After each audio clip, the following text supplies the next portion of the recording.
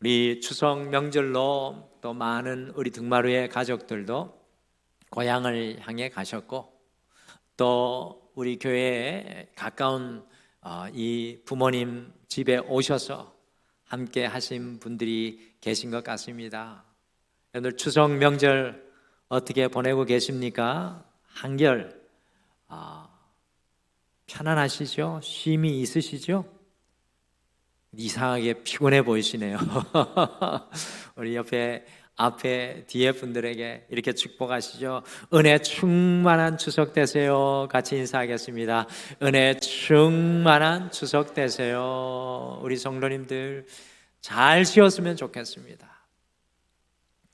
저는 지난 목요일에 저희 장인어른이 홀로 계셔서 성남에 계신데 아내 오빠 가정과 지난 목요일에 하루를 이 가족의 시간으로 성남에서 보내고 난 이후에 금요일 추석 당일에는 주일 준비가 늘 목회자는 부담이 되기 때문에 저희 부모님께 가지 못하고 월요일로 가는 것으로 시간을 미루어 두고 오후에 아내와 덕수궁을 거니면서 쉼의 시간을 좀 가졌습니다.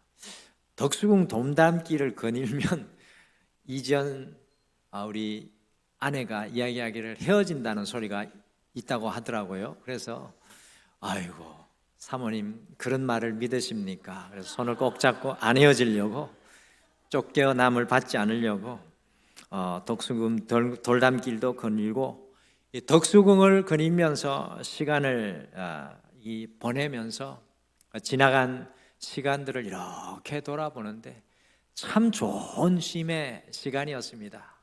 여러분들 덕수궁에 돈덕전이라고 지난주엔가 오픈을 했습니다. 새롭게. 그곳이 옛날에 우리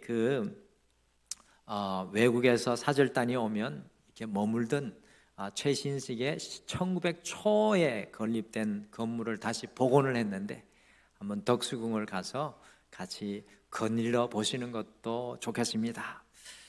이 신라시대 가배에서 유래된 우리나라의 전통적인 이 최대 휴일인 추석은 추수를 시작을 하면서 한 해를 돌아보는 쉼의 시간이었던 것 같습니다.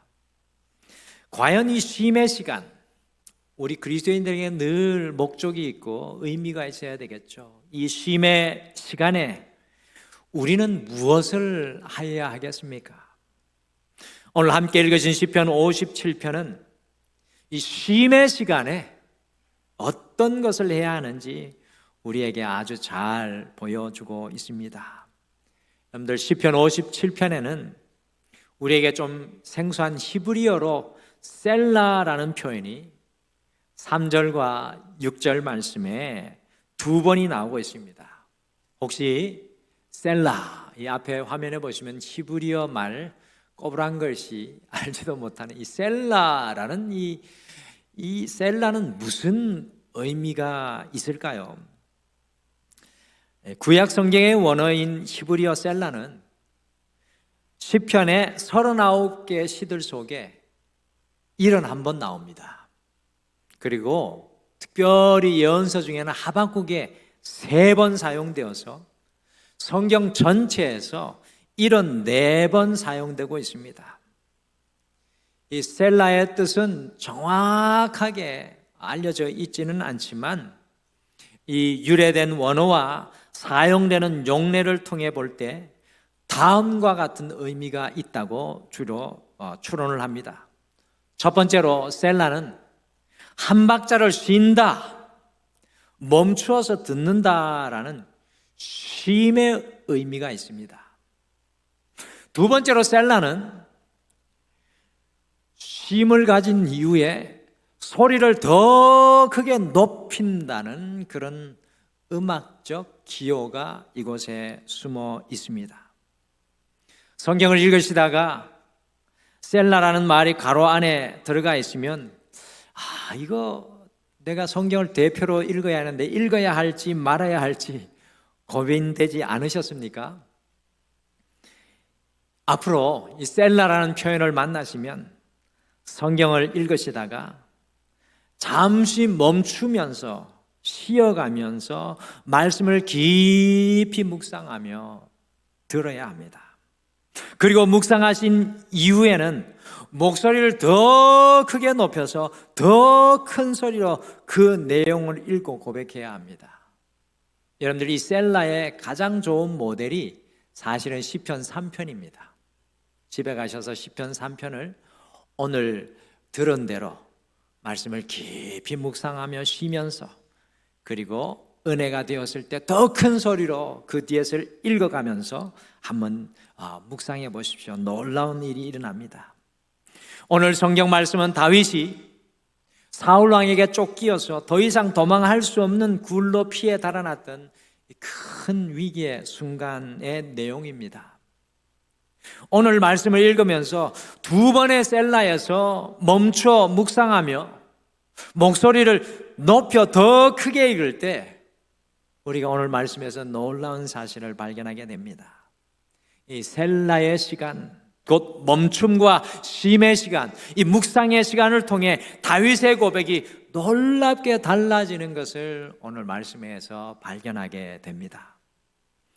그러므로 셀라라는 표현은 괄호 안에 있기에 읽어도 되고 읽지 않아도 되는 그런 의미 없는 것이 아니라 반드시 멈추어서 영적인 쉼을 누리며 묵상하며 듣고 더 큰 소리로 고백하는 시간이 되어야 합니다. 다윗이 사울 왕에게 쫓겨 도무지 나아갈 길이 보이지 않는 자신의 인생의 가장 깊은 절망과 두려움의 동굴에서 이 다윗이 어떻게 빠져나올 수가 있었습니까? 그것은 바로 이 셀라의 시간 때문이었습니다. 그 셀라의 시간, 이 멈춤과 쉼의 시간을 통해 다시 완전한 새로운 고백으로 일어서게 되는 것을 오늘 시편 말씀을 통해서 우리가 발견합니다. 그래서 오늘 추성이라는 긴 쉼의 이 시간을 우리 성도님들과 함께 보내면서 기경 40번째 주일에는 이 셀라의 시간, 이 셀라의 시간이라는 제목으로 어떻게 우리가 이 추석의 시간을 셀라의 시간, 쉼과 멈춤의 시간으로 더 크게 우리의 목소리를 높여서 고백하며 일어날 수 있을지 함께 말씀의 은혜를 품으시고 오늘 말씀을 함께 깊이 가슴속에 품으시겠습니다.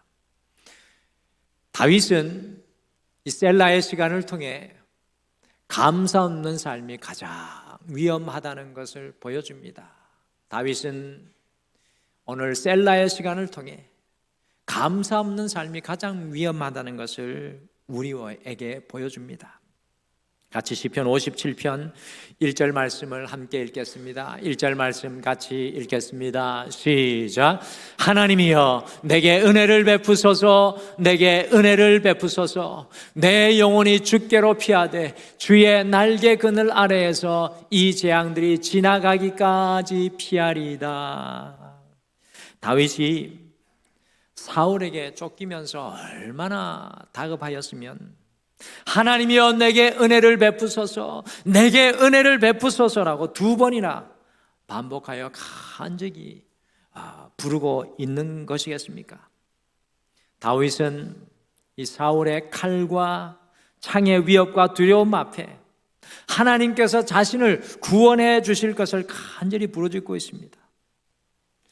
잘 아시는 것처럼 다윗은 사울 왕에게 무려 10년 가까이 쫓기면서 다윗의 인생에는 단 한순간도 안도하며 평안히 쉴 수 없는 이 끝도 없는 위협 속에 아마도 사울이 자신의 가장 큰 위협이라고 다윗은 생각하였을 것입니다. 그의 인생에 사울만 없다면, 사울이 그의 인생의 가장 큰 위협이라고 다윗은 생각하였을 것입니다. 자신의 인생에 이 사울만 없어진다면 자신의 인생은 완전히 달라질 것이라고 다윗이 생각했을지도 모르겠습니다. 그런데 오늘 저는 시편 57편을 유심히 읽으면서 다윗에게 놀라운 변화가 일어나는 것을 오늘 말씀 속에서 발견하게 됩니다. 1절부터 6절까지 다윗은 그의 인생의 가장 큰 위협을 사울로 생각하고 두려워하며 하나님 앞에 간구하였습니다. 그러나 오늘 말씀 속에 두 번의 셀라의 시간, 곧 멈춤과 쉼의 시간, 이후에 7절부터 마지막 절까지 보시면 다윗에게 드라마틱한 변화가 일어나고 있습니다. 여러분, 우리는 착각해서는 안 됩니다. 시편 57편은 한 자리에 주르르 다윗의 마음속에서 쏟아진 것이 아닙니다. 수많은 묵상과 수많은 쉼과 고민 속에 흘러나온 고백이 아니겠습니까? 그러기에 두 번의 셀라를 그곳에 붙여놓았을 것 같습니다. 특별히 다윗이 새벽에 인생의 가장 깊고 두렵고 어두운 순간에 놀라운 고백을 하고 있는 것을 보게 됩니다. 우리 같이 시편 57편 7절에서 9절 말씀 함께 같이 읽겠습니다. 같이 읽겠습니다. 시작. 하나님이여, 내 마음이 확정되었고 내 마음이 확정되었사오니 내가 노래하고 내가 찬송하리이다. 내 영광아 깰지어다. 비파야 수금아 깰지어다. 내가 새벽을 깨우리로다. 주여, 내가 만민 중에서 주께 감사하며 문 나라 중에서 주를 찬송하리이다. 아멘. 쫓기던 다윗의 고백이 어떻게 이렇게 달라질 수 있겠습니까? 다윗은 자신의 인생에서 가장 위험한 존재가 사울인 줄 알았습니다. 그런데 새벽에 그의 마음의 눈과 믿음의 눈을 열고 셀라의 시간을 통해서 하나님 앞에 멈춰서서 주의 음성을 듣고 묵상할 때 그의 마음속에 사라진 감사가 가장 위험한 것임을, 그의 마음속에서 사라진 감사가 가장 위험한 것임을 깨닫게 되었습니다. 그래서 다윗은 두려워하며 간구하였던 그의 기도를 바꾸어 감사가 사라진 자신의 삶의 자리에 그가 연주하였던 비파와 수금을 그 새벽에 깨우고 새벽을 깨워 하나님께 감사를 다시 고백하며 감사를 회복하고 있습니다. 비파야 수금아 깰지어다. 내가 새벽을 깨우며 주께 감사하리라고 다윗이 주님 앞에 이 셀라의 시간을 통해 다시 고백하고 있는 것입니다. 한국 치유상담의 초석을 놓은 상담학자요, 설교가인 정태기 교수님이라는 분이 계십니다. 이분이 상담과 말씀을 통해서 다른 사람을 치유하는 사역을 하셨는데 어느 날 기도가 막히고 만사가 짜증이 나는 신앙의 큰 위기와 슬럼프를 경험한 적이 있었습니다.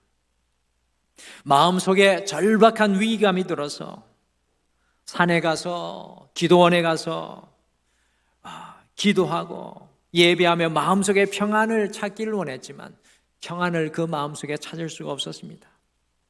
그래서 나병 환자의 집성촌인 소록도를 방문하여서 그의 인생의 마지막 장소라고 생각하는 나병 환자의 집성촌인 소록도를 방문하여 자신이 살아야 할 이유가 무엇인지 그곳에서 무언가 소망을 다시 찾으려고 했습니다. 소록도에 도착하여서 가까운 교회에 들어가니까 그날이 마침 수요일 낮 기도의 시간이어서 사람들이 그곳에서 통성으로 기도하고 있었습니다. 그 사람들 사이에 끼어 자신도 기도를 드리려고 하였지만 입술만 바짝바짝 타들어가고 기도는 그의 마음속에서 흘러나오지 않았습니다. 그런데 이상하게도 뒤에 앉아있는 사람의 기도 소리가 자신의 귀에 잘 들리고 그 사람의 기도 소리를 듣는 중에 자신의 영혼이 흔들리기 시작했습니다. 뒤에서 들리는 기도 소리가 너무나 간절하고 절절했습니다. 하나님, 내게 주신 은혜가 어찌 이리 크신지요. 어찌하면 이런 주님의 은혜를 제가 조금이라도 갚을 수 있겠습니까? 어찌하면 이 크나큰 은혜를 갚을 수 있단 말입니까? 정 교수님은 하나님의 은총이 얼마나 크기에 저렇게 절절한 감사 기도를 드리는지 궁금해졌습니다.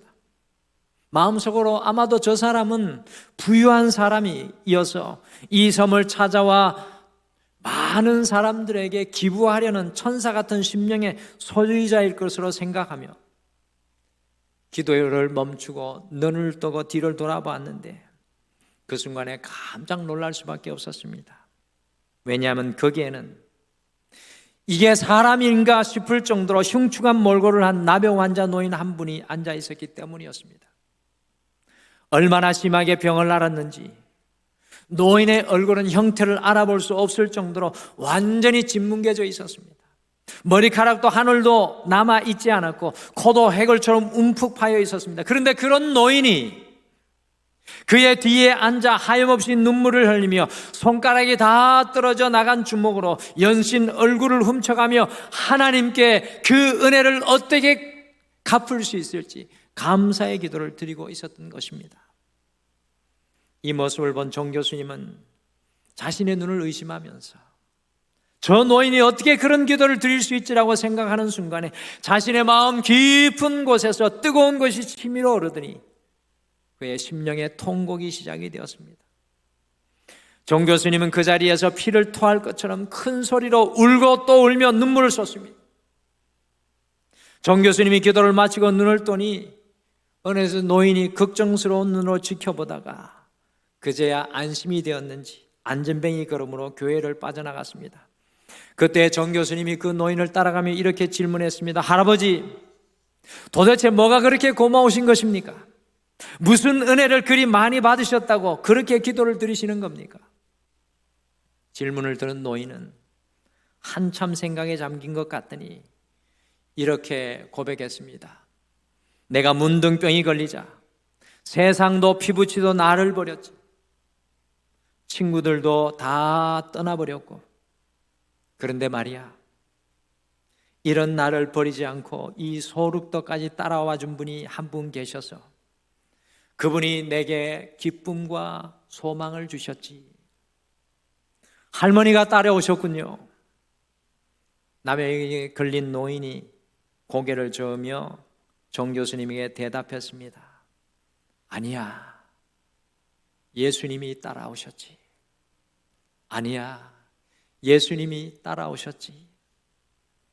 정 교수님은 그 노인과 두 평도 안 되는 그의 집에서 셀라의 시간인 한 주간을 보내며 하나님을 향해 자신이 잃어버린 감사를 그 노인에게서 배웠다고 고백하였습니다. 우리에게도 셀라의 시간이 필요합니다. 미국의 루즈벨트 대통령이 어느 주일에 오늘날 미국의 위기는 좋은 것을 주신 하나님께 감사하지 않는 데 있습니다 라고 고백을 했습니다. 여러분과 저의 삶의 가장 큰 위기는 무엇입니까? 돈이 없는 것이 위기입니까? 건강을 잃은 것이 위기입니까? 실패하고 좌절하는 것이 위기입니까? 우리의 삶의 가장 큰 위기는 바로 주님을 향한 온전한 감사가 없는 것이 가장 큰 위기입니다. 우리의 입술에 감사가 무디어져 있고 감사가 사라져 있는 것이 가장 큰 위기입니다. 다윗은 오늘 셀라의 시간을 통해 감사가 사라진 그 위기를 여러분과 저에게 보여주고 있습니다. 이 추석 명절 셀라의 시간을 통해 우리의 가정 속에 감사가 사라진 것을 보게 되기를 원합니다.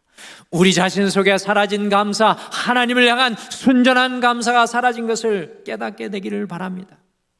추석의 이 쉼 멈춤의 시간, 셀라의 시간을 통해 주님을 향한 진정한 감사의 자리에서 다시 새로운 출발, 다시 새로운 기경을 이루어내시는 여러분과 제가 되시기를 간절히 축복합니다.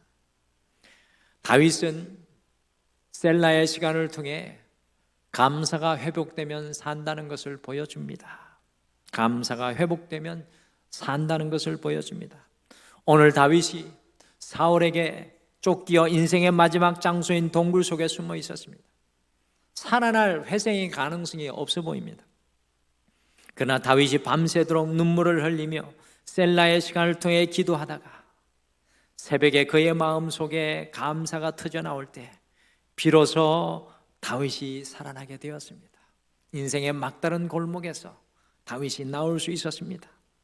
다윗이 실망과 좌절과 두려움의 동굴에서 걸어 나오게 한 것은 눈물을 흘리며 기도한 이후에 셀라의 시간을 통해서 목소리를 더욱 크게 높여 큰 소리로 감사가 터져 나왔을 때 다윗이 살아나게 되었습니다. 우리에게 셀라의 시간이 필요한 것은 그것입니다. 우리의 목소리가 더욱 높아져 주님을 향한 감사가 터져 나와야 합니다. 사도 바울과 실라가 여러분들 성령의 음성을 듣고 빌립보 지역에서 복음을 전하다가 그만 감옥에 갇혔습니다. 주님의 인도하심을 받고 복음을 전하기 위해 유럽의 첫 번째 성인 빌립보 성에 갔는데 죽을 만큼 매를 맞고 깊은 감옥에 갇혀 날카롭게 날이 선 착고에 두 발에 세워져 가장 고통이 심한 한밤중에 있었습니다. 하나님의 섭리를 따라왔는데 아픔과 고통이었습니다. 그 시간이 그들에게는 멈춤의 시간, 이 셀라의 시간이었습니다. 그 셀라의 시간 이후에 바울과 실라가 무엇을 하였습니까? 같이 사도행전 16장 25절과 26절의 말씀을 화면으로 같이 읽으실까요? 같이 읽겠습니다. 시작. 한밤중에 바울과 실라가 기도하고 하나님을 찬송하며 제수들이 듣더라. 이에 갑자기 큰 지진이 나서 옥토가 움직이고 문이 곧 다 열리며 모든 사람의 매인 것이 다 벗어진지라. 아멘. 바울과 실라는 인생의 한밤중에 가장 고통스러운 그 시간, 셀라의 시간, 쉼과 멈춤의 시간을 통하여서 더욱 큰 소리를 높여 기도하고 찬송하여 인생의 한밤중에 더욱 큰 소리로, 더욱 정결한 소리로, 더욱 온전한 고백으로 주님을 기도하고 찬송했습니다. 무슨 뜻입니까? 기도와 찬송으로 하나님께 감사했다는 것입니다. 셀라의 시간을 통해 바울과 실라에게서 주님을 향한 큰 소리가 감사로 터져 나오니까 어떤 일이 일어났습니까? 지하 감옥에 지진이 일어나 난리가 나고 바울과 실라를 묶었던 모든 착고가 다 풀어지고 감옥 문이 다 열리고 간수자이가 예수님을 믿게 되는 놀라운 생명의 역사가 일어났습니다. 이와 같이 우리에게 이 셀라의 시간을 통해 더 큰 소리의 감사가 터져 나오면 우리의 인생에 생명의 지진 현상이 일어날 줄 믿습니다. 인생의 한밤중에도 셀라를 통해서 감사가 터져 나오면 살게 되어 있습니다. 초대교회 성도들의 믿음과 능력이 바로 이것이었습니다. 인생의 한밤중인 이 셀라의 시간, 멈춤과 쉼의 시간을 통해서 주님을 향한 더 큰 감사를 고백하는 것이었습니다. 어떤 교회에 혀에 암이 걸려서 혀를 잘라낼 수밖에 없었던 그 자매가 있었습니다. 수술 당일 모든 가족들이 다 병실에 모였습니다. 가족들은 수술을 마치면 평생 말을 할 수 없게 될 그녀를 보며 아무 말도 하지 못했습니다. 그런데 그 순간 그녀가 찬송가 314장을 가족들 앞에서 고백하기 시작했습니다. 내 그 주 예수를 더욱 사랑 엎드려 비는 말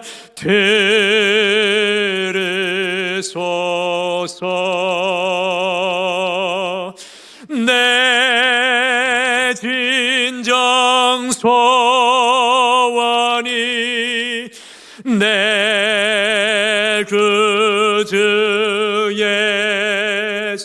예수를 더욱 사랑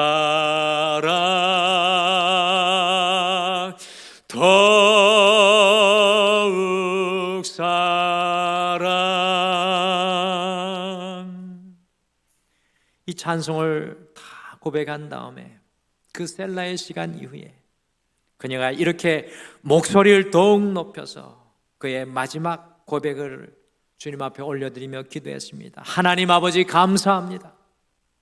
저 같은 죄인이 구원받아 하나님의 자녀가 되어 마음속에 주님의 평강과 기쁨과 구원의 은혜가 넘치게 하시니 감사합니다.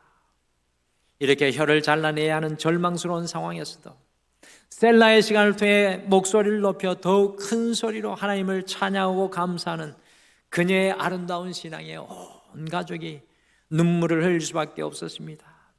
감사 기도를 다 마친 그녀는 평안의 모습으로 수술실에 들어갔습니다. 그런데 잠시 후에 의사가 수술하기 전에 다시 한 번 더 정밀 검사를 하였는데 그 결과가 놀라웠습니다. 그녀의 혀 안에 가득 찼던 암덩어리가 혀 끝으로 모두 몰려서 그것만 수술하면 된다는 것입니다. 수술을 마친 후 그녀는 전혀 불편함이 없이 말하고 찬양할 수 있는 인생을 이어갈 수 있었습니다. 사랑하는 성도 여러분, 절대 절망의 순간에 셀라의 시간을 통해 더 높은 목소리와 고백으로 감사가 터져 나오니 사는 역사가 일어나는 것을 바라보게 됩니다. 힘들고 어려운 일이 있으십니까? 셀라의 시간을 통해 주님을 향한 더 큰 감사가 나오면 삽니다. 여러분들, 하박국 역시 3번의 셀라의 시간을 통해서 성경 그 어느 곳에서도 고백할 수 없는 놀라운 감사가 그의 인생의 가장 힘든 시간에 고백되었습니다. 감사가 나오는다는 것은 믿음으로 주님을 바라본 것이고 그 순간에 우리의 마음이 주님으로 인해 살아나게 되는 것입니다. 이번 한 주 여러분의 삶 속에 인공호흡이 필요한 모든 곳에 이 추석이라는 이 셀라의 시간을 통해서 더욱 큰 소리로 우리의 목소리를 높이고 우리의 마음을 다하여서 감사를 터뜨리시기를 바랍니다. 하나님이 주시는 소생의 역사가 우리의 삶 가운데 일어나게 될 줄 믿습니다. 추석이라는 잠깐의 멈춤, 셀라의 시간을 통해 다윗과 같이 우리도 감사가 없는 것이 우리의 삶의 가장 위험한 것임을 깨닫게 되는 소중한 시간이기를 바랍니다. 그리고 더 나아가 이 셀라의 시간, 쉼과 멈춤의 시간을 통해 우리의 목소리를 더 높여 우리의 삶을 더욱더 다하여 우리의 온 마음을 다하여 더 크게 주님께 감사를 고백함으로 생명의 지진의 역사가 여러분과 저의 삶의 현장에도 일어나게 되시기를 간절히 축복합니다.